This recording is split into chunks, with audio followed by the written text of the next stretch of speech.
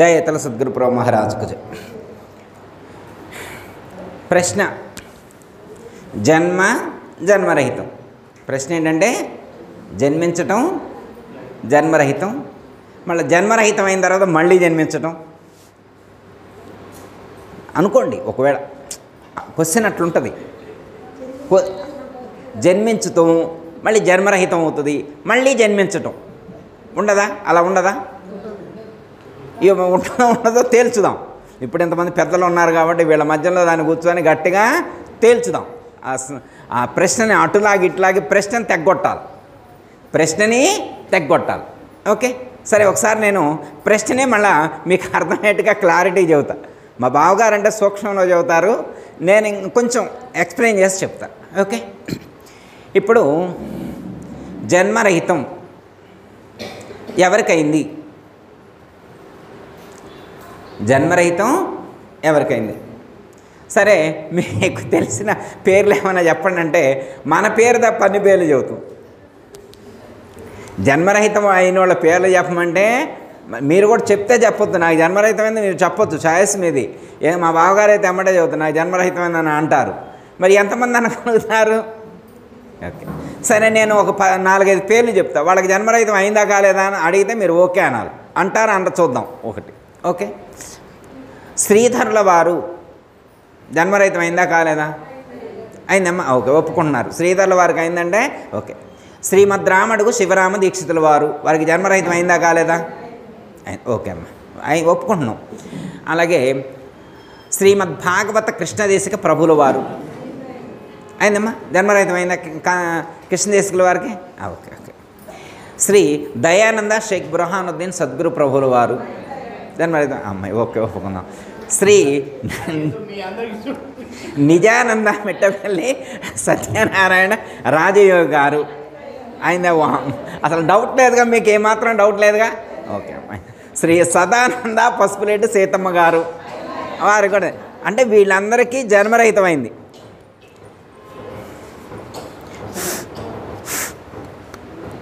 Hello,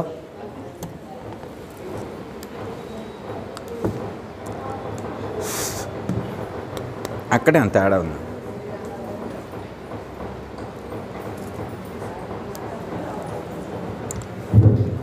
వీళ్ళందరికీ జన్మరహితమైంది. Okay కదా? అంటే వీళ్ళు కాకుండా ఇప్పుడు మన మధ్యలో ఉన్న వాళ్ళలో ఎవరికైనా జన్మరహితమైందని మీరు ఒప్పుకుంటే వాళ్ళ పేర్లు చెప్పండి.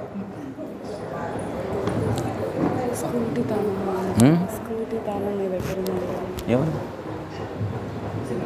లేదు, ఇచ్చాను వినయమేకి పొద్దునే. ఓకే అమ్మా, ఇప్పుడు పెద్దోళ్ళకి అయింది. శ్రీధరుల వారికి, శివరామ దీక్షితుల వారికి, భాగవత కృష్ణదేశికుల వారికి, బుర్హానుద్దీన్ గారికి, సత్యనారాయణ గురువు గారికి, సీతమ్మ గారికి, వీళ్ళందరికీ జన్మరహితమైందని మనం ఒప్పుకున్నాం. అలాగే ఇప్పుడు మీ మధ్యన ఉన్నటువంటి వాళ్ళలో ఎవరికైనా పలానోళ్ళకి జన్మరహితమైంది గురువుగారు అని మీరు ఒక పేరు చెప్పండి, కోపం లేకుండా వాళ్ళ మీద. పలానా వాళ్ళకి అయిందండి గ్యారంటీ, డ్యామ్ షూరు అని ఎవరికైనా చెప్పగలరా?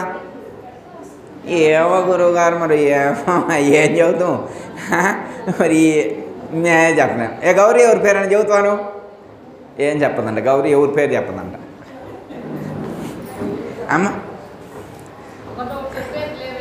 అమ్మ ఇది ఒక క్లారిటీ. ఒక్కళ్ళ పేరు మనమైతే చెప్పం. పోనీ మీ పేరు మీరు చెప్పుకుంటారా? అంటే మీ పేరు మీరు చెప్పుకుంటారంటే కూడా ఎగ్జామ్ అయితే రాసినాం కానీ పాస్. ఓకే, చూసారా మా బావగారు, నేను ఇందానే చెప్పాక మా బావగారు ఓకే అంటారని. మా బావగారు ఒప్పుకున్నారు జన్మరహితమైందని. అర్థమైందమ్మా? అలా నాకు జన్మరహితమైందని ఎవరికి తెలియాలంటే మనకే తెలియాలి. Okay, done. పరిపూర్ణ సూచన ఎవరికైందో, అది ఎవరికైతే అనుభూతికి అందిందో వాళ్ళకి జన్మరహితమైనట్టే. ఎట్లా అంటే ఆకలి అవుతుంది అనుకోమ్మా, అన్నం పెడుతూ ఉన్నారనుకో, చాలని ఎప్పుడంటారు? కడుపు నిండితే చాలంటారు. మరి మన కడుపు నిండిన విషయం పెట్టేవాడు తెలుసుదా? తినంటాడు, ఇంకొంచెం తినిపోయినామని పెడతారు. మనం పెట్టించుకుంటామా? పెట్టించుకోం. అంటే మన కడుపు నిండిన విషయం మనకు తెలుస్తుంది. దప్పిక అవుతుంది అనుకో, ఎన్ని లీటర్ల నీళ్ళు తాగుతారంటే దప్పిక తీరే వరకు తాగుతాం. ఇక దప్పిక తీరిన తర్వాత మళ్ళీ ఇస్తే తాగుతాం, చాలమ్మా కడుపు నిండింది అంటాం, దప్పిక తీరింది అంటాం. అర్థమైందమ్మా? అన్నము తినగానే ఆకలి తీరినట్లుగా, అన్నము తినగానే ఆకలి తీరినట్లుగా, నీరు త్రాగగానే దప్పిక తీరినట్లుగా, పరిపూర్ణ సూచన ఎరగగానే జన్మరహితం అవుతుంది. అయితే సూచన మరి మనకి ఎంతవరకు అర్థమైంది ఇక్కడ వారు సూచిస్తారు, అది మనకు ఎంతవరకు అర్థమైంది అనేటువంటిది ఒక క్లారిఫికేషన్ ఉండాలి. ఓకే, ఇది ఒక పక్కన ఉంచుకోండి. ఇది ఈ నాలెడ్జ్ ఉంది కదా, ఇది పక్కన ఉంచుకోండి. ఇంకొకటి పాయింట్ చెప్పిన తర్వాత అసలు క్వశ్చన్ అడుగుతాం. ఇంకా క్వశ్చన్ అడగల, క్వశ్చన్ అడుగుతాను ఇప్పుడు మిమ్మల్ని. క్వశ్చన్ అడగడానికే ఇంట్రడక్షన్ ఇదంతా. ఒక చోట కొన్ని సీడ్స్ విత్తనాలు ఉన్నాయి, కొన్ని విత్తనాలు ఉన్నాయి. వాటన్నిటినీ ఒక తప్తలోహ కళాయిలో వేసి వేయించారు, తప్తలోహ కళాయిలో వేసి వేయించారు. అవన్నీ బాగా ఏగినాయి. వాటిలో ఉన్న అంకురం మొత్తం మాడిపోయింది. అంకురం మాడిపోయిన తర్వాత వాటిని మళ్ళీ మీరు భూమిలో పెడితే మొలకెత్తుతాయా ఎత్తవా? మీరు జ్ఞానులు, మహాజ్ఞానులు, మీరు నాటినా, మీరు నీళ్ళు పోసినా రావా? మీరు పిలిచినా, మీరు నీళ్ళు పోసినా అదేంది అంటే అది అగ్నిదగ్ధం యథాబీజం శాఖాపల్లవ వర్జితం జ్ఞానదగ్ధం తదాయోగి పునర్జన్మ న విద్యతే. Okay, done. ఆ శ్లోకం కరెక్టే కదా? అగ్నిదగ్ధం యథాబీజం శాఖాపల్లవ వర్జితం. అర్థమైందా? శాఖోపశాఖలతో కూడి ఉన్నటువంటి ఒక చిన్న అంకురం ఏదైతే ఉన్నదో అది అగ్నితో దగ్ధమైనప్పుడు మొలకెత్తదు. అగ్నిదగ్ధం యథాబీజం శాఖాపల్లవ వర్జితం జ్ఞానదగ్ధం తదాయోగి పునర్జన్మ న విద్యతే. జ్ఞానం అనేటువంటి అగ్నితోటి ఆ అంకురాన్ని కాల్చుకున్నటువంటి యోగి ఏ అంకురాన్ని మళ్ళా పుట్టుకకు కారణమైనటువంటి మూలం ఏదైతే ఉన్నదో, మళ్ళీ జన్మకు కారణభూతమైనటువంటి ఆ అంకురం ఏదైతే ఉన్నదో దాన్ని జ్ఞానం అనేటువంటి అగ్నిచే ఎవరు కాల్చుకుంటారో వాళ్ళు మళ్ళీ పుట్టరు. ఓకే, జ్ఞానయోగి పునర్జన్మ న విద్యతే, మళ్ళీ పుట్టడు. ఏవో క్లారిటీ ఉంది కదా? అంటే జ్ఞానం అనే అగ్నిచే దగ్ధము గావింపబడినటువంటి యోగి ఎవరైతే అతను మళ్ళీ జన్మించడు. అసలు జ్ఞానంతో జన్మకు రారని చెబుతుంటే మనం పరిపూర్ణంగా ఆడికి వెళ్ళిన తర్వాత మళ్ళీ జన్మకు వస్తామా? ఏ రుక్మిణి గారు మళ్ళీ వస్తామా? మనం పిలిచినా రామా? మనం పిలిచినా రారా? గురువు గారు మనం పిలిస్తే రారా? అయ్యో అదేంది మనం పిలిస్తే రాకపోవడం ఏంటి? ఈ పై గురువు గారు కూడా రారా? ఏ గురువు గారు రారా ఏంది? అయ్యో అదేంది గురువుగారు రాకపోవడం ఏంటి? ఓకే, అయిపోయింది. ఇప్పుడు క్వశ్చన్ అడుగుతా. ఇప్పుడు క్వశ్చన్ అడుగుతా. క్వశ్చన్ ఏంటంటే, జన్మరహితమైనటువంటి గురువులు ఎవరైతే ఉంటారో వాళ్ళ యొక్క విగ్రహాలు పెట్టి, వాళ్ళ యొక్క ఫోటోలు పెట్టి మనమందరం కూడా అభిషేకాలు చేసి, పూజలు చేసి, పుష్పాభిషేకాలు చేసి, అర్చనలు చేసి, నివేదన చేస్తూ ఇవన్నీ చేస్తే మళ్ళీ వాళ్ళు వచ్చి అనుగ్రహిస్తారా? మనం తెలివిగలవాళ్ళం. ఓకే, ఆ బావగారు మీరు ఇదే క్వశ్చన్గా మీరు అడిగింది మొన్న. ఓకే, ఇదే అడిగారు మా బావగారు, ఇదే క్వశ్చన్ అడిగారు. రుక్మిణి గారింట్లో ఇదే మేము ఆ రోజు చర్చించుకున్నాం. ఇదే టాపిక్ అన్నమాట. ఇప్పుడు ఈ గురువులందరికీ జన్మరహితమైంది కదా. ఇప్పుడు అవతార పురుషుని గురించి చెప్పుకోవట్లే ఇక్కడ. యదా యదా హి ధర్మస్య గ్లానిర్భవతి భారత అభ్యుత్థానమధర్మస్య తదాత్మనాం సృజామ్యహం పరిత్రాణాయ సాధూనాం వినాశాయ సదుష్కృతాం ధర్మ సంస్థాపనార్థాయ సంభవామి యుగే యుగే. అది వాళ్ళు చెప్పారు, మనకు సంబంధం లేదు. అది శ్రీకృష్ణ పరమాత్మకు చెప్పినటువంటి టెండెన్సీ, మనకు సంబంధం లేదు. ఇక్కడ మన గురువులు చెప్పింది ఏంటి? ఇప్పుడు మన గురువులకు జన్మరహితం అయిందా కాలేదా? ఇది తేలా. జన్మరహితం అయింది. ఓకే, మన గురువులకు జన్మరహితమైనటువంటి గురువులు మళ్ళీ ఎట్లా వచ్చి మిమ్మల్ని అనుగ్రహిస్తారని పూజలు చేస్తున్నారు. మీరు భావం మార్చుకోవడం ఇప్పుడు ఓకే, భావం మార్చుకోవడం కోసం చేశారు. వాళ్ళు మళ్ళీ వచ్చి అనుగ్రహిస్తారా అనుగ్రహించరా? వాళ్ళకి జన్మరహితం అయిందా కాలేదా? మళ్ళీ వాళ్ళు వస్తారా రారా? అసలు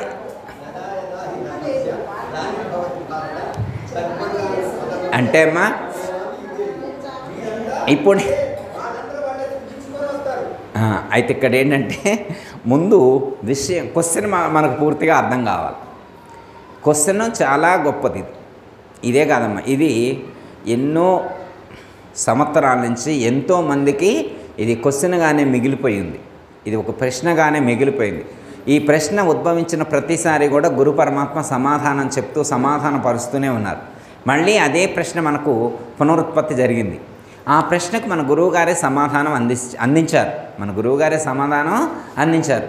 అది ఒక్కసారి క్లారిటీగా స్పష్టంగా గురువుగారు చెప్పిన సమాధానాన్ని క్లారిటీగా మనం అర్థం చేసుకునేటువంటి ప్రయత్నం చేయాలి.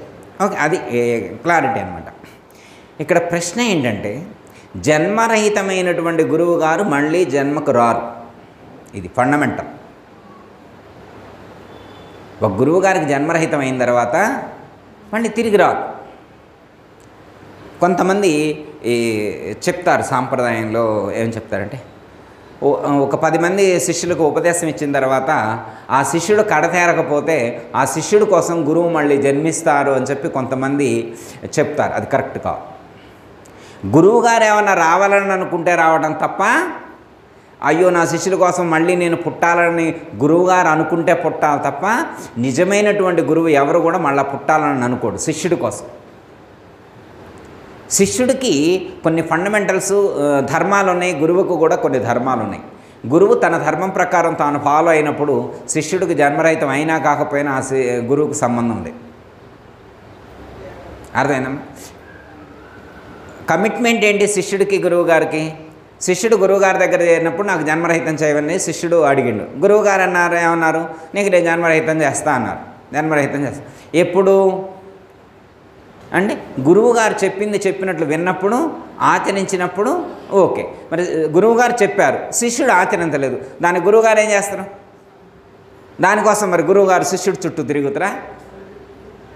తిరగడగమ్మా.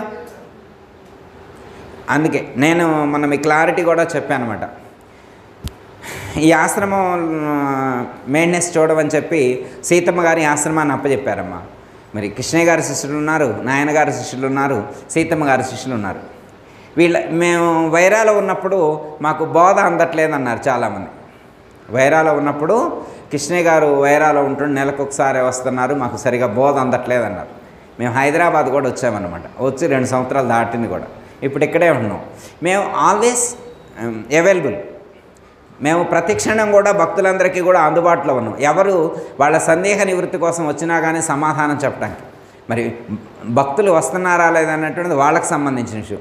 మేము వాళ్ళు అడిగినప్పుడు మేము ఇక్కడ వచ్చి అందుబాటులో లేకపోతే మాకు జన్మరహితం కాదు. మేము అందుబాటులో ఉన్నా కానీ మీరు ప్రయత్నం చేయకుండా సాధన చేయకపోతే అది మాకు సంబంధించిన విషయం కాదు, అది మీకు సంబంధించిన విషయం. మళ్ళీ ఇట్లయినా మళ్ళీ క్వశ్చన్ వస్తుంది. అది కూడా నేను బాగా ఆలోచించాను అన్నమాట. ఎందుకంటే సీతమ్మ గారి ఆశ్రమాన్ని అప్పచెప్పారంటే నా తరపున ఎలాంటి డిస్టర్బెన్స్ ఉండకూడదు, కృష్ణయ్య గారు వెలితి చేశారు అనేటువంటిది ఉండకూడదని చెప్పి నేను మొన్న అన్ని క్లాసులు చెప్పాను. ఒక శిష్యుడు ఎలా జీవించాలి అనేటువంటిది, శిష్యుడికి ఎలాంటి జ్ఞానం కావాలి, సాంఖ్యం, తారకం, అమనస్కం, మహావాక్యాలు, ఎరుక, పరిపూర్ణం అన్నీ కూడా దాదాపు ఒక 10 రోజులు దాదాపు ఒక 20 గంటలు స్పీచ్ చెప్పా. ఇంకా ఎవరైనా కానీ నాకు గురువు కృష్ణయ్య గారు బోధ చెప్పలేదని నన్ను అడగకూడదు. అర్థమైందమ్మా? కృష్ణయ్య గారు బోధ చెప్పలేదు కాబట్టి నాకు జన్మరహితం కాలేదని మీరు అడిగే ఛాన్స్ మీకు లేదు. ఎందుకంటే నేను ఆ ఛాన్స్ మీకు ఇవ్వకూడదనే నా డ్యూటీ నేను చేశాను. మీరు వింటారా వినరా అది మీకు సంబంధించిన విషయం. నా గురువుగా ఒక ధర్మాన్ని నేను నిర్వర్తించాలి కాబట్టి నేను నిర్వర్తించాను. శిష్యులుగా మీరు పాటించరా అనేటువంటిది మీకు సంబంధించిన విషయం. అంటే గురువు మళ్ళీ జన్మకు వస్తాడా అంటే నేను ధర్మాన్ని పాటించకపోతే వస్తా. ఓకే, అర్థమైంది కదా? ఇప్పుడు అయితే ఇక్కడ ఉన్న క్వశ్చన్ ఏంటంటే, ఇప్పుడు మనం ఇక్కడ కింద పైన విగ్రహాలు పెట్టినాం, కింద ఫోటోలు పెట్టినాం. పైన విగ్రహాలు ఉన్నాయి, కింద ఫోటోలు పెట్టినాయి. నైవేద్యాలు కానీ పూజలు కానీ అరటిపండ్లు ఎన్ని నైవేద్యాలు పెడుతున్నాం? ప్రతి నెల పౌర్ణానికి 5 రకాల స్వీట్లు, 5 రకాల ఫ్రూట్స్ 5 రకాలుగా తగ్గకుండా ఫ్రూట్స్ ఒక 5 రకాలు, స్వీట్స్ ఒక 5 రకాలు తీసుకొచ్చి నైవేద్యం పెడుతున్నాం. ఇవి కాకుండా మళ్ళీ పులిహార, పరమన్నం, మళ్ళీ అన్నం వండిన తర్వాత అన్నం, కూరలు, అన్నదానం కాబట్టి ఆ మొత్తం కూడా తీసుకొచ్చి అక్కడ పెట్టి పైన కింద పెట్టి నివేదన చేసి మనం తింటున్నాం, పూజ చేస్తున్నాం. అయితే మనం పెట్టే స్వీట్లు కానీ, మనం పెట్టే ఫ్రూట్స్ కానీ, పులిహార కానీ, పరమన్నం కానీ, గారెలు కానీ గురువుగారు వాళ్ళు తింటున్నారా, తింటలేదా? అసలు మనం పెట్టినప్పుడు గురువుగారు వాళ్ళు వస్తున్నారా, రావట్లేదా? ఏ గౌరీ వస్తున్నారు. మనకు కనపడదండి గురువుగారికి, సీతమ్మ గారు. గౌరీకి మన సీతమ్మ గారు కనపడ్డారండి. మరి మీకు కూడా కనపడి ఉండొచ్చు. నాకు దాన్ని మహాలక్ష్మి గారు మీకు ఏమైనా కనపడ్డారా? ఆరగింపు అయితే వస్తారు, మనం ఆరగింపు చేస్తే వస్తారు. ఓకే, నిజం ఒప్పుకుంటారు ఈ లక్ష్మికి? రారా మరి వస్తారు. రాకపోతే మనం పెట్టడం ఎందుకు దండ కాదు, మనం తిక్కలోనంగా. పోనీ ఇలా పూజ చేయాలని చెప్పి మనం సొంతం చేస్తున్నామా, మన పూర్వీకులు వెనకటి నుంచి వాళ్ళు చెప్తేనే చేస్తున్నామా? అంతేగా. మన గురువుగారు వాళ్ళు మాత్రం వాళ్ళపై గురువుగారు వాళ్ళు చేయలేదా? వాళ్ళు చేశారు కదా. మరి వాళ్ళు చేశారు కాబట్టి మనం చేస్తున్నాం. అది మనం ఎందుకు చేస్తాం? వాళ్ళు చేయలేదనుకో మనం చేసేవాళ్ళం కాదు. మొన్న అయితే అక్కడ మంచినీళ్ళ గ్లాస్ పెడితే సగమే ఉన్నాయంట, సగం తాగారంట గురువుగారు. మరి మీకు తెలుసా? నిజం కాదు దగ్గర ఉత్తగా చెప్తున్నాను అనమాట. అట్లా అంటారేమని ఎవరైనా నిజమే అయి ఉండొచ్చారని అనుకుంటారా మీరని అట్లే తాగరు. ఎందుకంటే వాళ్ళు సూక్ష్మ రూపంలో, జ్ఞాన స్వరూపంలో ఉండి స్వీకరిస్తారు తప్ప మనలాగా భౌతికంగా ఉండి స్వీకరించరు. అర్థమైందమ్మా? భౌతికంగా స్వీకరిస్తే కేజీ పెడితే అర కేజీ ఉండాలి, అది ఉండదు. కేజీ పెడితే మన కేజీ ఉంటుంది. అంటే వారు జ్ఞాన దృష్టితో స్వీకరిస్తారు, అంటే చూడటం ద్వారా మాత్రమే స్వీకరిస్తారు. సపోజ్ ఉదాహరణకి ఇక దీని మీద పేపర్ మీద పేర్లు ఇవన్నీ ఉన్నాయి కదా, లెటర్స్ ఉన్నాయి కదా. ఇప్పుడు మనం అందరు చూడండి, మీరు ఈ లెటర్స్ ఏమన్నా తరిగిపోతాయని చూడండి, తరగట్లేదా? ఓ 10 ఏం తగ్గవా? ఇంతమంది చూసినప్పుడు ఓ 10 కూడా మీరు తగ్గవా? ఏం తగ్గవా? అంటే ఇప్పుడు ఇందులో ఉన్న లెటర్స్ అన్నీ మీకు లోపలికి వచ్చినాయా లేదా? అందరికి లోపలికి వచ్చినాయి కదా. మరి అందరికి లోపలికి వచ్చినప్పుడు మరి ఇందులో ఎట్ట మిగులుతున్నాయి? అంటే మీరు స్థూలంగా తీసుకోలేదు, సూక్ష్మ దృష్టితో స్వీకరించారు. గురువుగారులు కూడా అంతే, మనం పెట్టిన పదార్థాలు అలా స్వీకరిస్తారని చెప్తున్నారు. నేను చెప్పట్లేదమ్మా, అలా చెప్తున్నారు. ఇప్పుడు మనం పెట్టిన పదార్థాలు వారు స్వీకరిస్తారంటే, మనం చేసిన పూజ వారు స్వీకరిస్తారంటే, మనల్ని వాళ్ళు వచ్చి అనుగ్రహిస్తారంటే, ఇప్పుడు వాళ్ళకి జన్మరహితం అయిందన్నామా, కాలేదన్నామా? మరి జన్మరహితమైన వాళ్ళు మళ్ళా వస్తారంటారా? అంటే జన్మరహితమైన వాళ్ళు మళ్ళీ వస్తారా? అంటే పౌర్ణమి పూజకల్లా వచ్చి మళ్ళీ జన్మరహితం చేసుకొని మళ్ళీ పోతారా? నెల నెల వచ్చిపోతారా? అమ్మ, ఇవి మన ఇళ్ళకాడ కూడా పూజ చేసుకుంటాం. పౌర్ణమి రోజే కాదు, ఇళ్ళకాడ కూడా పూజ. ప్రతిరోజు ఏ భక్తులు పిలిస్తే ఆ ఇంటికి పోయి మళ్ళీ ఎమ్మటే జన్మకొచ్చి ఎమ్మటే జన్మరహితం చేసుకుంటారా? అమ్మ, అట్లా కాదా? నెల నెల రారా? నెల నెల జన్మ రావడం, జన్మరహితం చేసుకోవడం ఇట్లా చేయరా గురువుగారు? అంటే వాళ్ళకంటే ఆ టెక్నిక్స్ తెలుసు కాబట్టి ఎమ్మటే జన్మ రావడం, ఎమ్మటే జన్మరహితం చేసుకోవడం.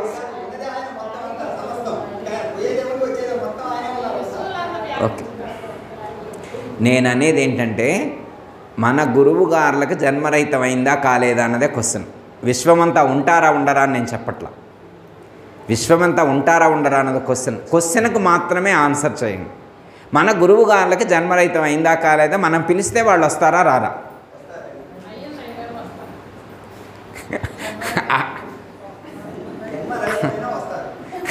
ఓకే,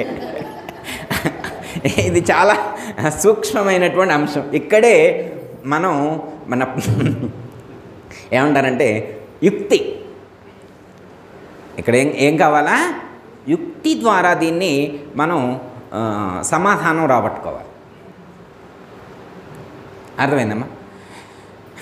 ఇప్పుడు జన్మించింది ఎవరు, జన్మరహితం అయింది ఎవరికి, మళ్ళీ వచ్చేది ఎవరు, మళ్ళీ పోయేది ఎవరు?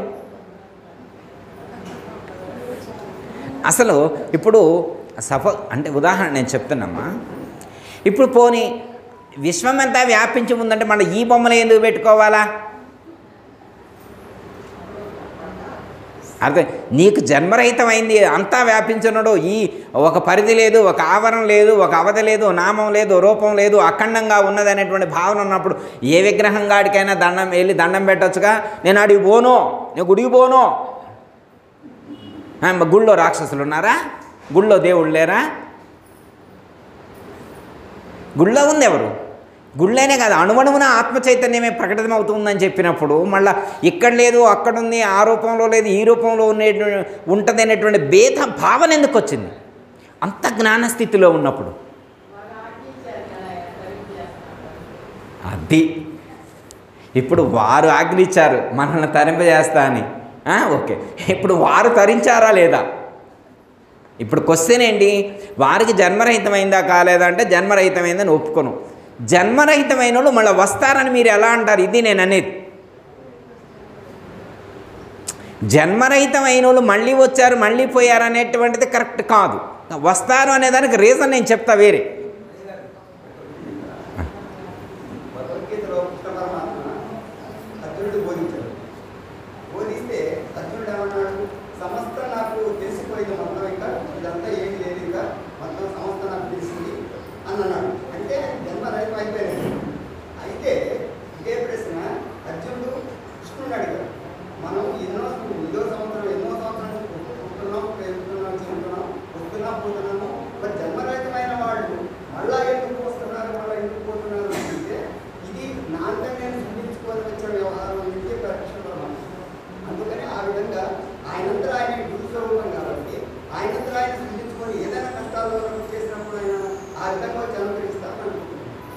ఓకే,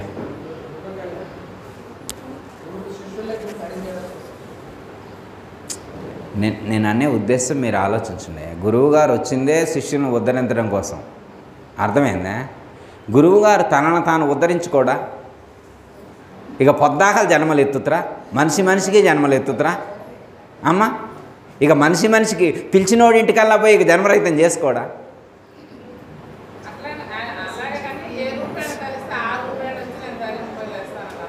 ఓకే, అంటే ఇప్పుడు నేను అనేది ఏంటంటే గురువు గారికి అయితే జన్మరహితమైంది, వారు రారు.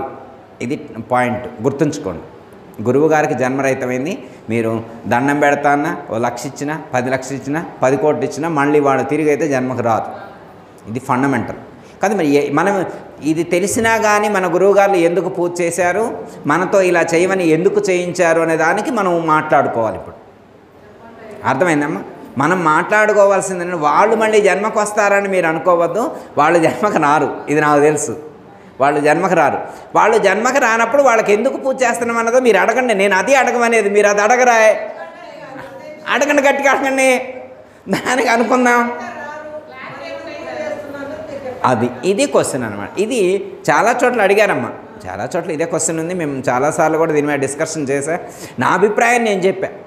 ఇప్పుడు సమాధానం పడతారా పడరా, ఇవాళ చెప్పిన సమాధానం ఇవాళ మీకు అర్థం కాకపోతే అర్థం కావడానికి కూడా 4 రోజులు పట్టవచ్చు. అర్థమైందా?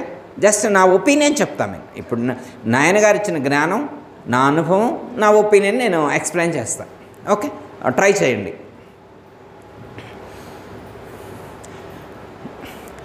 ఇప్పుడు జన్మ తీసుకుంది ఎవరు? జన్మ తీసుకుంది ఎవరు? జన్మకు వచ్చింది ఎవరు? జీవుడు. జన్మకు వచ్చింది ఎవరు? జీవుడు. అర్థమైందమ్మా? ఇప్పుడు ఈ విశ్వమందంతటా వ్యాపించి ఉంది ఎవరు? ఆయనే కదా. అఖండముగా వ్యాపించి ఉంది ఎవరు? ఆయనే కదా. ఇంతమంది ఉన్నారా? ఇంతమంది లేరుగా. అఖండ ఎరుక అంటే అర్థం ఏంటి? ఖండ ఎరుక, అఖండ ఎరుక. ఖండ ఎరుక, అఖండ ఎరుక.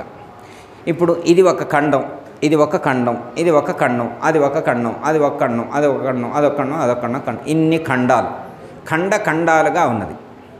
ఖండాలుగా ఉన్నది. మరి అఖండం అని ఎప్పుడు అంటాం? అంటే అందరిలో ఉన్నది అదే స్వరూపం. ఎట్లా అంటే ఒక చోట ఒక బ్లూ కలర్ వాటర్ కలిపారట. వాటర్లో బ్లూ కలర్ మిక్స్ చేశారు. అక్కడ కొన్ని బౌల్స్ ఉన్నాయి అన్నమాట. అక్కడ కొన్ని బౌల్స్ ఉన్నాయి. ఆ బౌల్స్ అన్నిటిలో ఆ బ్లూ కలర్ వాటర్తో నింపారు. ఆ బ్లూ కలర్ వాటర్తో ఆ బౌల్స్ అన్నీ నింపారు. ఓకేమ్మా, బ్లూ కలర్ వాటర్తో వాటన్నింటినీ నింపారు. ఇప్పుడు ఆ బౌల్స్ అన్నిటిలో ఉంది ఏంటది? Blue colour. పెద్ద బౌల్లో ఉన్నది. ఇవన్నీ నింపిన తర్వాత కూడా ఇంకా చాలా నీళ్ళు ఉన్నాయి దాంట్లో. ఇవన్నీ నింపిన తర్వాత కూడా చాలా నీళ్ళు ఉన్నాయి. ఓకే, అయితే ఇప్పుడు ఒక బౌల్లో వాటరు పారబోసినాం అనుకోమ్మా, ఒక బౌల్లో వాటరు పారబోసినాం అనుకో, మరి మిగతా బౌల్స్లో వాటర్ ఉంటాయా ఉండవా? మళ్ళీ ఉంటాయి కదా. మరి ఇప్పుడు ఆ బౌల్లో వాటర్ పారబోసిన తర్వాత ఆ వాటర్ని మళ్ళీ కావాలంటే తిరిగి వస్తాయా? తిరిగి వస్తాయా? తిరిగి రావు. జన్మరహితం అంటే అదే. అంటే ఖండ ఎరుక అంటే ఇది, ఖండ ఎరుక ఇది రహితమైంది, దానికి రహితమైంది. మళ్ళీ ఈ బౌల్లోకి రావు. మళ్ళీ నిన్ను ప్రొటెక్ట్ చేయాలి అంటే ఆ పెద్ద బౌల్లో ఉన్నటువంటి వాటర్ని ఆశ్రయించాల్సిందే. ఇప్పుడు మనల్ని ప్రొటెక్ట్ చేసి ఇన్ని రూపాలుగా చరాచర జగత్తుగా ఏర్పడింది ఆ పెద్ద బౌల్లో ఉన్నటువంటి అఖండ ఎరుక, ఖండ ఎరుక కాదు. అర్థమైందమ్మా? ఖండ ఎరుక అంటే ఈ బౌల్ అంటే ఈ కుండ లేకపోతే ఘటం, ఈ శరీరం అనేటువంటిది పోయినా కానీ చైతన్యం ఉంటుంది కదా. అర్థమైందమ్మా? ఓకే, ఇది అర్థం కావడానికి భగవద్గీతలో శ్రీకృష్ణ పరమాత్మ ఇదే టాపిక్ చెప్తారన్నమాట. ఏ యథామాం ప్రపద్యంతే తాం తదైవ భజామ్యహం మమ వర్తమానువర్తంతి మనుష్యః పార్థ సర్వశః. ఈ ప్రపంచంలో ఉన్నటువంటి వాళ్ళందరూ కూడా నన్ను ఏ రూపంతో ఆరాధిస్తే నేను వాళ్ళను ఆ రూపంతో ఆ నామంతో అనుగ్రహిస్తాను అన్నాడు. ఓకే, ఇది యూనివర్సల్గా ఉన్నటువంటి విశ్వ చైతన్యము. శ్రీకృష్ణ పరమాత్మ అంటే ఎవరు? వెష్టి కాదు, ఖండము కాదు, అఖండ స్వరూపం, సమిష్టి స్వరూపం, సమిష్టి జ్ఞాన స్వరూపం. సమిష్టి జ్ఞానస్వరూపమైనటువంటి శ్రీకృష్ణ పరమాత్మ జ్ఞానం ఏమని చెప్తున్నారు ఇక్కడ అంటే, ఏ యథామాం ప్రపద్యంతే తాం తథైవ భజామ్యహం. ఈ ప్రపంచంలో ఉన్నటువంటి వాళ్ళందరూ కూడా ఎవరు నన్ను ఏ రూపంలో కోరుకుంటే నేను ఆ రూపంలో వచ్చి అనుగ్రహిస్తాను అని చెప్పారు. అర్థమైందమ్మా? ఇప్పుడు మనం ఏ రూపంలో అనుగ్రహించమని కోరుకున్నాం? కొంతమంది మిట్టపల్లి సత్యనారాయణ గారి రూపంలో అనుగ్రహించాలని కోరుకున్నాం, కొంతమంది సీతమ్మ గారి రూపంలో అనుగ్రహించాలని కోరుకున్నాం, కొంతమంది బుర్హానుద్దీన్ గారి రూపంలో అనుగ్రహించమని కోరుకున్నాం, కొంతమంది కృష్ణమూర్తి గారి రూపంలో అనుగ్రహించమని కోరుకున్నాం, కొంతమంది చంద్రమౌళి గురువు గారి రూపంలో అనుగ్రహించమని కోరుకున్నారు. ఇప్పుడు కోరుకునే వాళ్ళ ఇష్టాన్ని బట్టి రూపాలు ఏర్పడ్డాయి. ఏ యథామాం ప్రపద్యం, మీరు ఏ రూపంతోనైనా వేడుకోండి. ఇప్పుడు మీరు ఈ రూపాలు కాకుండా వేరే రూపాలతో ఆరాధించగలరా? వేరే నామం కానీ వేరే రూపాన్ని మీరు ఒప్పుకుంటారా? మీరు జ్ఞానులాయే, సమిష్టి జ్ఞానస్వరూపులాయే, అన్ని రూపాల్లో అంతటా దైవాన్ని చూసేవారాయే. మీకు ఒక రూపం కావాలా? మీకు ప్రత్యేకించి ఒక నామం కావాలా? 4 చేతులు దేవుడు కావాలా? మీకు 4 తలకాయలు దేవుడు కావాలా? 3 కళ్ళ దేవుడు కావాలా? ఈ దేవుళ్ళు కావాలా? ఈ రూపాలు ఈ నామాలు కావాలా? అంటే అసలు ఇన్ని రూపాల్లో ఉండేది ఒకటే కదా తత్వం. ఇన్ని రూపాల్లో ఉన్నది ఒకటే తత్వం. మీరు రాముడుగా ఆరాధించింది ఆ తత్వాన్నే, కృష్ణుడుగా ఆరాధించింది ఆ తత్వాన్నే, విష్ణువుగా ఆరాధించింది అదే తత్వాన్ని, శివుడుగా ఆరాధించింది అదే తత్వాన్ని, మీరు గణపతిని ఆరాధించింది అదే రూపాన్ని ఆ తత్వాన్నే, శివరామ దీక్షితులుగా ఆరాధించింది అదే తత్వాన్ని, భాగవత కృష్ణదేశకుల వారుగా ఆరాధించింది అదే తత్వాన్ని, సత్యనారాయణ గురువు గారుగా ఆరాధించింది అదే తత్వాన్ని, సీతమ్మ గారిగా ఆరాధించింది అదే తత్వాన్ని. ఉన్నది ఒకటే తత్వం. ఆ ఒకే తత్వాన్ని మీరు వివిధ నామాలతో వివిధ రూపాలతో ఆరాధిస్తున్నారు. మీరు అలాంటి రూపాన్ని కోరుకున్నారు కాబట్టి ఆయన ఆ రూపంతో వచ్చి అనుగ్రహించారు. అర్థమైందమ్మా? ఆ చైతన్యానికి నామం లేదు, రూపం లేదు.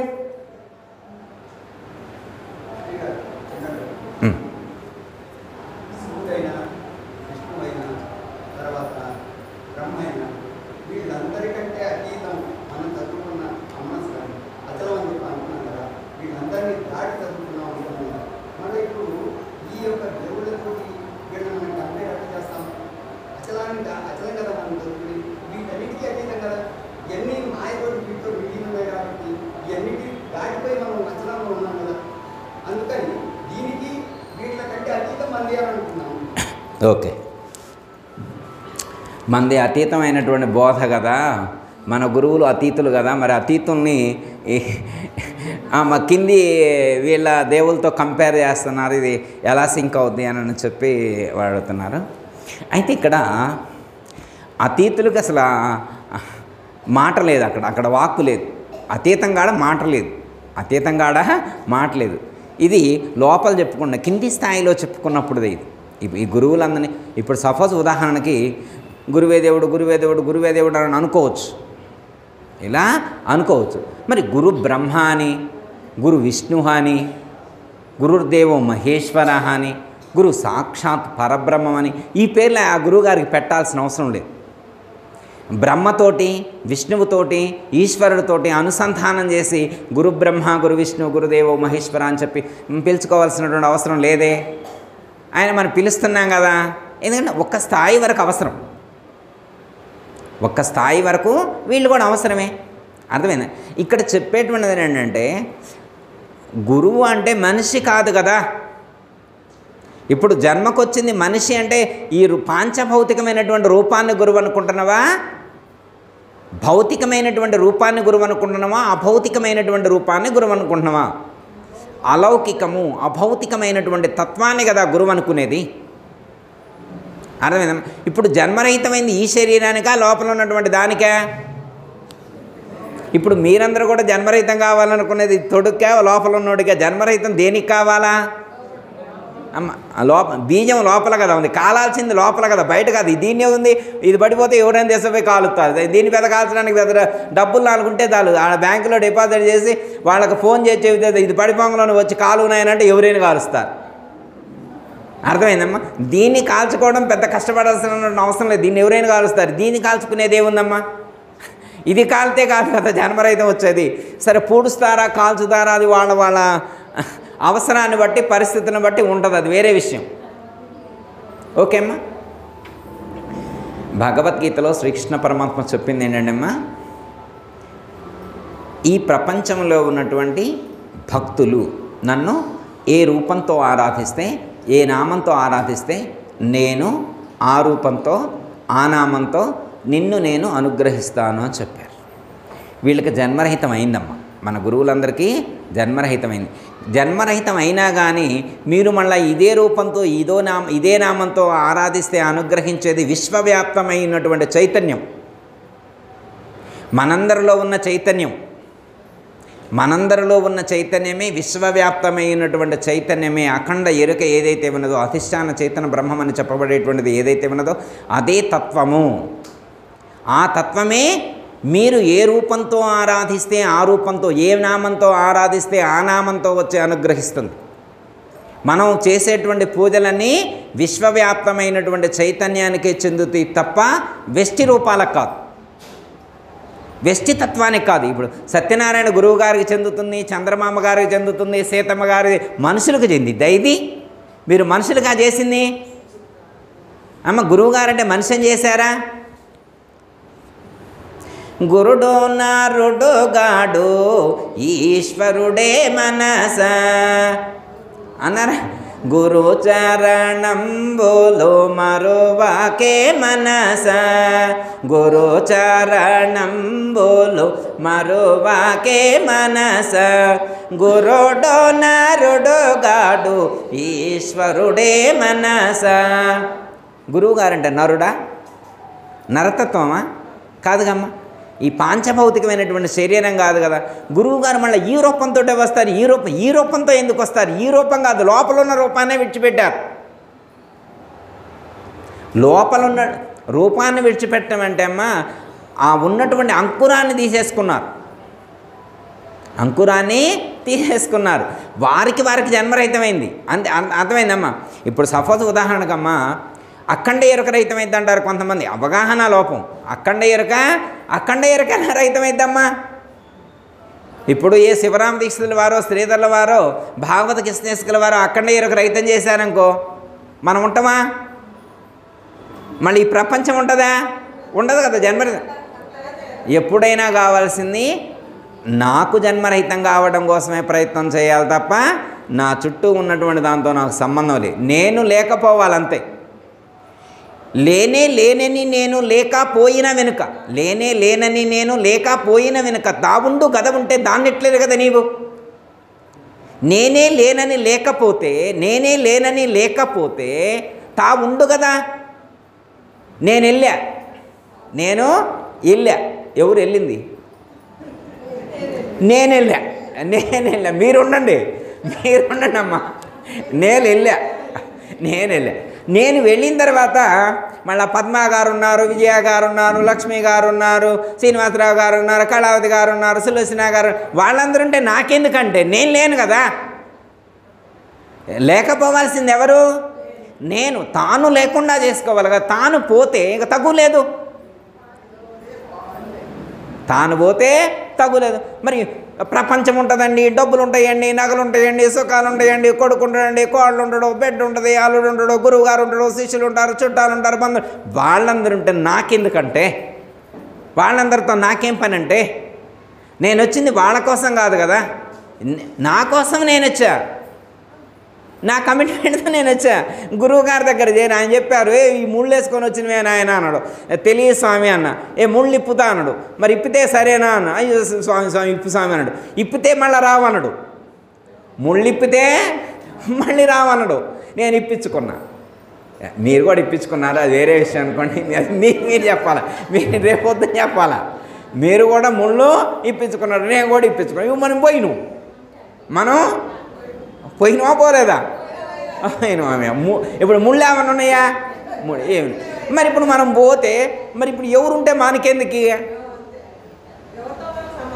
సంబంధం? ఈ పూజలు మనకు కాదు, ఈ పూజలకు కూడా నాకు సంబంధం లేదు. పూజలు కూడా నాకు కాదు, నా వెనకున్నోళ్ళ కోసం, నా వెనక ఉన్న వాళ్ళ కోసం. అర్థమైందమ్మా? ఎట్లా అంటే పిల్లవాడు స్కూల్కి వెళ్తాడు, 2nd క్లాస్. ఎన్నో క్లాసు? 2nd school. వాళ్ళ తండ్రి వాటర్ బాటిల్ పట్టుకొని, సంచి పట్టుకొని, బుధానికి బ్యాగ్ వేసుకొని తీసుకొని పోతున్నాడు. ఇప్పుడు మనం అందరం తండ్రి స్కూల్కి వెళ్తానని అనుకుంటామా, పిల్లగాడు స్కూల్కి వెళ్తానని అనుకుంటామా? మీరైతే పిల్లగాడే అనుకుంటారుగా. వాళ్ళ నాన్న కూడా స్కూల్కి వెళ్తున్నారు, భలేగా వెళ్తున్నారు, తండ్రి కొడుకులు ఇద్దరు స్కూల్కి పోతున్నారని అనుకోరుగా. అమ్మయ్య. అంటే స్కూలు ఎవరికి అవసరం? గురువుగారు స్కూలుకు పోకూడదని అంటాం తప్ప? స్కూల్కి వెళ్తేనే కదా క్లాసులన్నీ పూర్తి కావాలి కదా. క్లాసులు పూర్తయితేనే విద్య వచ్చేది. 1వ తరగతి చదవాల్సిందే, 7వ తరగతి చదవాల్సిందే, 10వ తరగతి. ఎవరు? దానికి అవసరమైనటువంటి వాడు చదవాలి. ఏ అర్హత ఉన్నటువంటి వాడు వాడి స్థాయిని బట్టి ఆ చదువు చదువుకోవాల్సిందే. ఆ స్థాయిని బట్టి ఆ చదువు చదువుకోవాల్సిందే.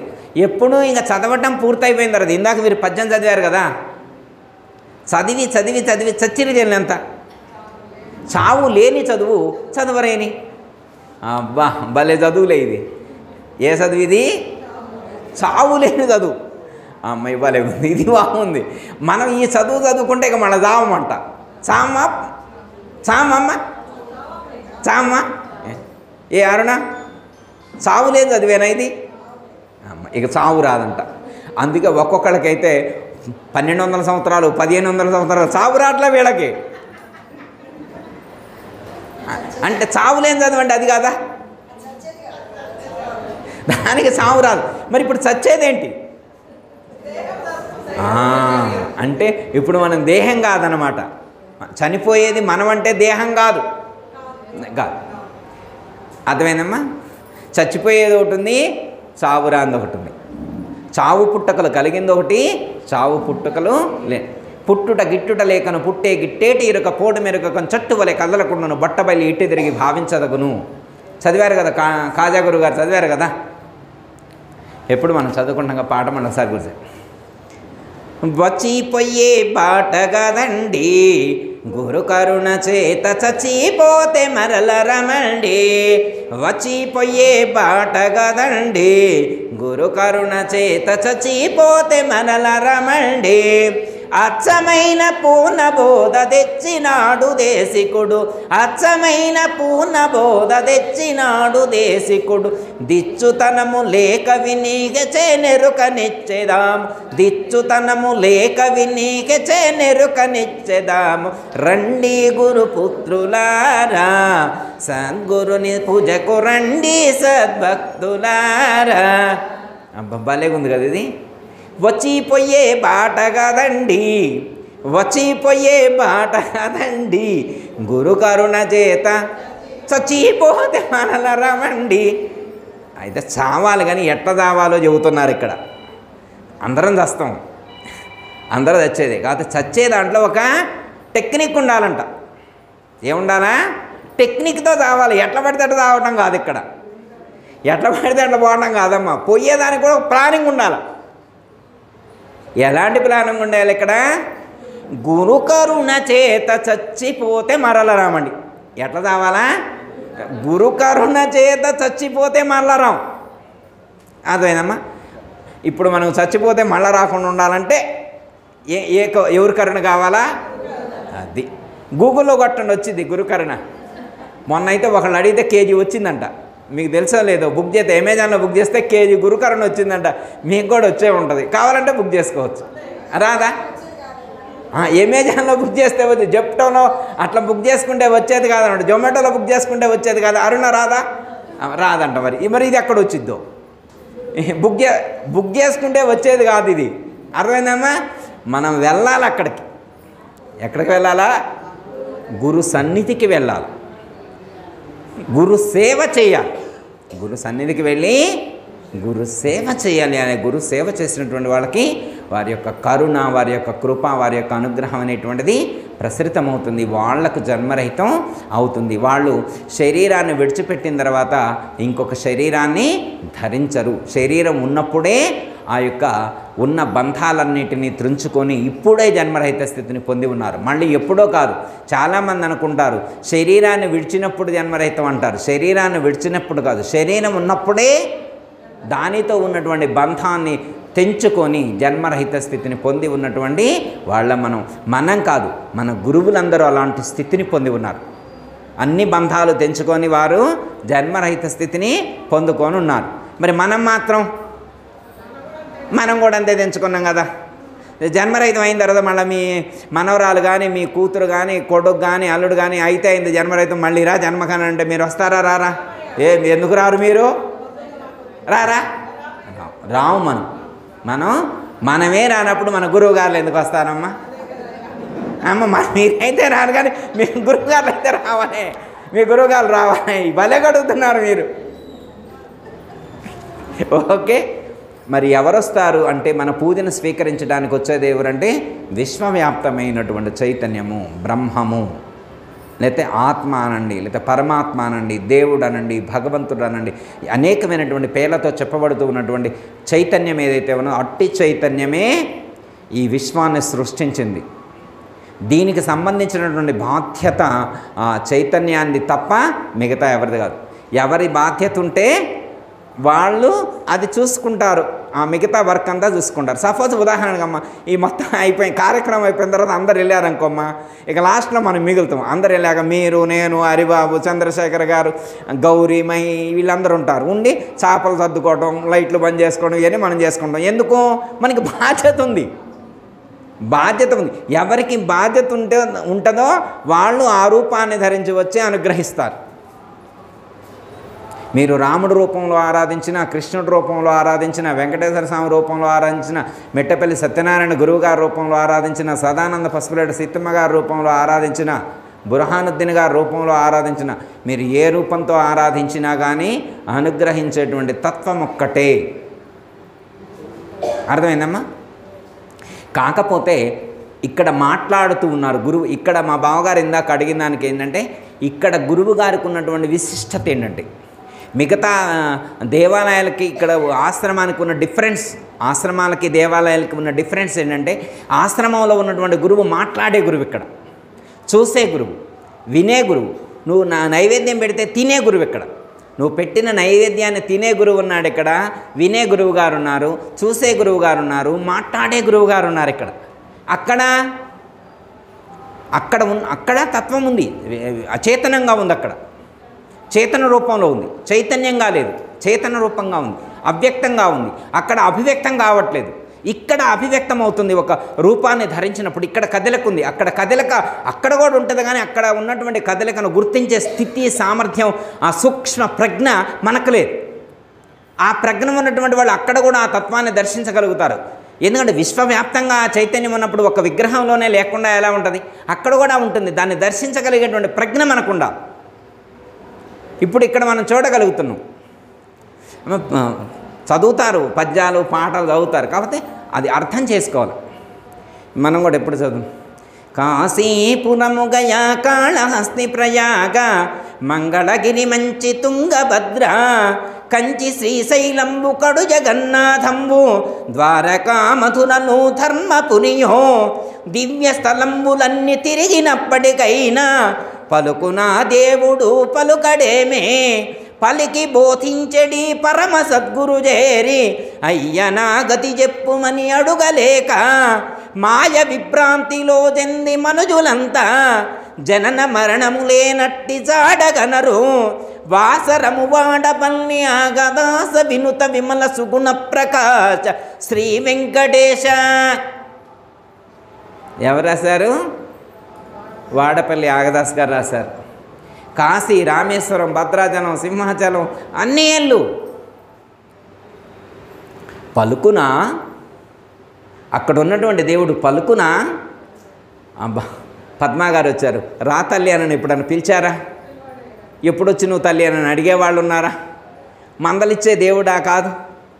అక్కడ ఉన్నటువంటి దేవుడు పలకట్లేదు. పలుకున దేవుడు పలుకడేమి పలికి బోధించడి పరమ సద్గురు చేరి. ఇక్కడ పలికే దేవుడు ఉన్నాడు, మాట్లాడే దేవుడు ఉన్నాడు, మన యోగక్షేమాలు కనుక్కునే దేవుడు ఉన్నాడు. అక్కడ కూడా అనుగ్రహిస్తాడు. అక్కడ అనుగ్రహ రూపంలో ఉంటుంది, మనకు తెలియదనమాట. అక్కడ గ్రహించాలంటే చాలా టైం పట్టుద్ది. దేవాలయాల్లో ఉన్న శక్తి అనుగ్రహాన్ని అక్కడ కూడా ప్రకటితమవుతుంది, కానీ దాన్ని అందుకోవాలి అంటే, అందుకున్నది గుర్తించాలంటే చాలా ప్రజ్ఞ ఉండాలి. ఇక్కడ ప్రత్యక్షంగా అనుభూతికి అందుతుంది. ఇందాక వారు చెప్పారు కదా, గురువుగారు ప్రేమ స్వరూపం అన్నారు. రాత్రి కూడా నేను చెప్పాను, ఆత్మ కంటెను ప్రేమ వేరే లేదనేనే, ఆత్మ కంటెను వేరే ప్రేమ దనేనే. అంటే ప్రేమ కంటే ఆత్మ వేరుగా లేదు, ఆత్మ కంటే ప్రేమ వేరుగా లేదు, ప్రేమ కంటే ఆత్మ వేరుగా లేదు, రెండు ఒక్కటే. ప్రేమ కంటెను ఆత్మ వేరే లేదనేను అంటే పరమాత్మ స్వరూపం అంటేనే ప్రేమ స్వరూపం. అర్థమైందమ్మా? అక్కడ ఉన్నటువంటి ప్రేమ ఎలాంటిది అంటే సమస్త ప్రాణులన్నింటి యందు కూడా సమానంగా ప్రసరితమవుతుంది ఆ ప్రేమ. చిన్న ఎగ్జాంపుల్ ఒకటి చెప్పి కంక్లూషన్ అమ్మా. సపోజ్ ఉదాహరణకి హైదరాబాద్ సిటీలోనే కాదు, ప్రపంచం మొత్తంలో అందరూ మంచివాళ్ళు ఉంటారమ్మా. లోకం అన్న తర్వాత అన్ని రకాల వాళ్ళు ఉంటారు. లోకం అన్న తర్వాత అన్ని రకాల వాళ్ళు ఉంటారు. ఒకవేళ ఒక అంశం, వాయుదేవుడు. ఏ దేవుడు మీకు తెలుసు కమ్మ? వాయుదేవుడు అందరికి తెలుసు. వాయుదేవుడు గురించి తెలియని వాళ్ళు ఎవరు ఉంటారని నేను అనుకున్నా. చూసారా లేరా వేరే విషయం, కానీ వాయుదేవుని గురించి అది మీకు తెలుసు. ఒకవేళ వాయుదేవుడే ఒక పక్షపాతాన్ని వహించి, నేను చెడ్డవాళ్ళ యొక్క శరీరాలలోకి ప్రవేశించను, మంచివాళ్ళ శరీరంలోకి ప్రవేశిస్తాను, ధర్మాత్మల యొక్క శరీరంలోకి ప్రవేశిస్తాను అని చెప్పి ఒకవేళ కొత్తగా ఒక నియమాన్ని పాస్ చేస్తే, ఒక రూల్ పాస్ చేసింది అనుకోండి, ప్రపంచంలో ఎంతమంది మిగులుతారు? అంతేనా? అంటే చూడండి అమ్మా, అంటే ప్రేమ అన్నదానికి ఎగ్జాంపుల్ చూడండి. ఇప్పుడు వాయుదేవుడికే ఎంత ప్రేమ ఉంది, ఎంత దుర్మార్గుడైనా కానీ వాళ్ళను బ్రతికిస్తుంది, ఒక పాపాత్ముడిని బ్రతికిస్తుంది, ఒక నీతి లేనటువంటి వాడిని బ్రతికిస్తుంది, ఒక అధర్మపరుణ్ణి బ్రతికిస్తుంది. దానికి ఆ తేడా లేదు. వాయుదేవుడికే ఇంత తేడా లేకుండా పనిచేస్తుంటే వీళ్లకు హెడ్ పరమాత్మ అంటే హెడ్డేగమ్మా. అక్కడి నుంచే వచ్చింది. ఇంకా పైన చాలా ఉన్నాయి, పంచభూతాల పైన పంచతన్మాత్రలు, పంచశక్తుల పైన పంచబీజాల పైన పంచదేవతలు, ఆ పైన సూత్రాత్మ, ఆ పైన బ్రహ్మం, ఆడున్నాడు ఆయన. అంటే చాలా వేరియేషన్ ఉంది మధ్యలో, ఇంకా చాలా డిఫరెన్సెస్, మెట్లు చాలా ఉన్నాయి. అయినా కానీ లో లెవెల్లో ఉన్నటువంటి వాయుభూతాన్ని మనం ఇక్కడ ఎగ్జాంపుల్ తీసుకుంటాం. ఇంత లో లెవెల్లో ఉన్నటువంటి పరమాత్మ యొక్క జూనియర్ అసిస్టెంట్, ఇక్కడ మేనేజర్ లెవెల్ కూడా కాదు, వాయుభూతం అంటే జూనియర్ అసిస్టెంటే ఇంత పర్ఫెక్ట్గా ప్రేమ స్వరూపంగా అందరినీ బ్రతికిస్తుండు. ఏ గౌరీ, అబ్బా చూడండి అందరినీ బ్రతికిస్తుండు. ఇక చూడండి, మరి ఈయనే అందరినీ బ్రతికిస్తున్నాడు. మరి పరమాత్మ ఇంకెంత ప్రేమ స్వరూపుడు. అక్కడ ద్వేషం ఉంటుందా? అక్కడ కోపం ఉంటుందా? ఎస్. అందుకే మనందరం కూడా ద్వేషాన్ని విడిచిపెట్టాం, మనమందరం కూడా కోపాన్ని విడిచిపెట్టాం. ఎందుకు? గురువుగారి దగ్గర ఆ ప్రేమ తత్వాన్ని అనుభూతి చెందాం, అర్థం చేసుకున్నాం కాబట్టి. అవునా కదా? ఒకవేళ ఏమైనా తేడా ఉంటే సరి చేసుకుందాం. మరి కార్యక్రమం పెట్టింది ఎందుకు అమ్మా? అది ఆ చెట్టు విత్తనాలేనా ఇవన్నీ కూడా? ఆ చెట్టు విత్తనాలు కాబట్టి సేమ్ అదే లక్షణం ఉంటుంది. బంగినపల్లి మామిడి కూడా తీయనే ఉంటుంది. అర్థమైందమ్మా? ఆ చెట్టుకి అర్థమైందమ్మా వచ్చినటువంటి విత్తనాలం కాబట్టి మనం కూడా అదే లక్షణాన్ని ప్రకటన చేస్తాం. అందులో ఏమాత్రం కూడా సందేహం లేదమ్మా. మనం ఆరాధిస్తే అనుగ్రహించేటువంటిది జన్మరహితమైనటువంటి గురువులు కాదమ్మా, విశ్వవ్యాప్తమైనటువంటి చైతన్యం. ఓకే, గురువులు మళ్ళా జన్మకు వస్తారు అంటే వాళ్ళకి జన్మరహితం కాలేదని అర్థం. ఓకే, దయతల సద్గురు మహారాజుకుదే అమ్మ. అందరికీ జయ గురు. మరిన్ని ఆధ్యాత్మిక రహస్యాల కోసం అచల బోధ, ఆత్మబోధ, భగవద్గీత, అలాగే పండుగల్లో దాగిన అర్థాలు, అంతరార్థాల కోసం మరియు యోగము, ధ్యానము మొదలైన అనేక ఆధ్యాత్మిక తెలుగు ప్రవచనాల కోసం క్రింద ఉన్నటువంటి రెడ్ కలర్ సబ్స్క్రైబ్ బటన్ను క్లిక్ చేయండి. అలాగే ప్రక్కనే ఉన్నటువంటి గంట సింబల్ను నొక్కండి. అలాగే ఈ వీడియో మీకు నచ్చినట్లయితే లైక్ చేయండి మరియు షేర్ చేయండి. జై గురు.